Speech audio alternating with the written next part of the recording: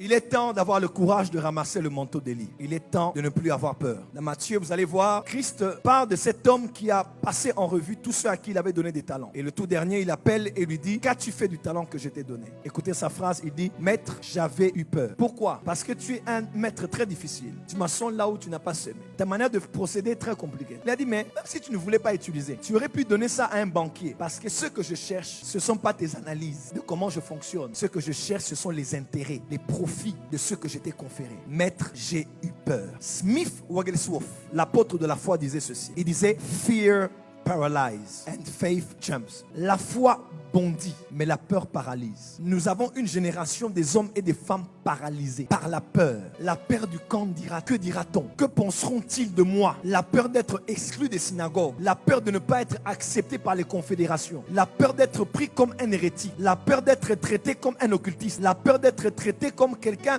qui n'est plus dogmatique. La peur d'être traité comme quelqu'un qui est magicien.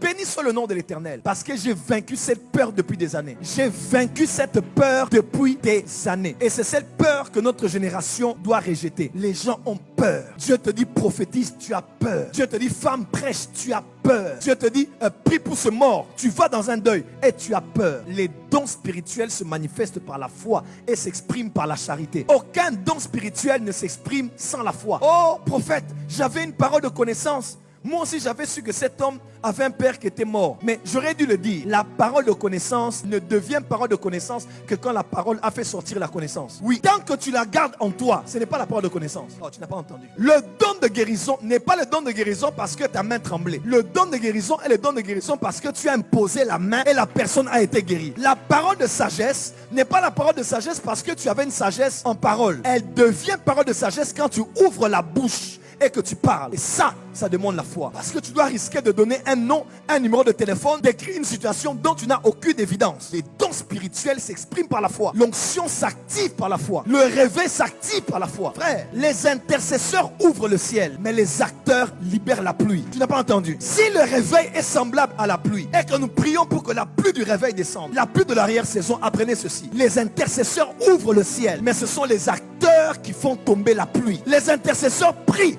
pour prédisposer l'atmosphère spirituelle. Mais ce sont les acteurs qui font tomber la pluie du réveil. Pourquoi on n'a pas écrit les paroles des apôtres après le livre de Jean? Pourquoi on n'a pas écrit l'histoire des apôtres après le livre de Jean? On a écrit les actes des apôtres parce que les apôtres agissaient. Une action vaut mieux que 1000 intentions. Nous sommes à un temps où il y a un vide juridique. Un manteau est tombé et il y a des gens qui regardent que je prenne, que je ne prenne pas. Je ne suis pas digne. Mon passé, mes péchés, mes erreurs. Dieu n'a que faire de ton passé. Dieu ne cherche pas un homme parfait, mais un homme disponible. Dieu ne cherche pas une femme qui a un CV parfait, mais une femme qui a un cœur disponible. Tu peux dire à Dieu tel que je suis, avec mes faiblesses, mon passé, mes péchés, mes insuffisances. Si tu n'as rien à utiliser, prends même le rien que je suis. Il faut des personnes audacieuses. L'année prochaine, je vais évangéliser Kinshasa. Je vais gagner les âmes comme jamais je n'ai gagné de toute ma vie. Pourquoi? Il faut des hommes qui vont agir. Le temps de trop parler est révolu. C'est le temps de passer à l'action. L'enlèvement de l'église est un événement imminent. Les 7 sauts sont des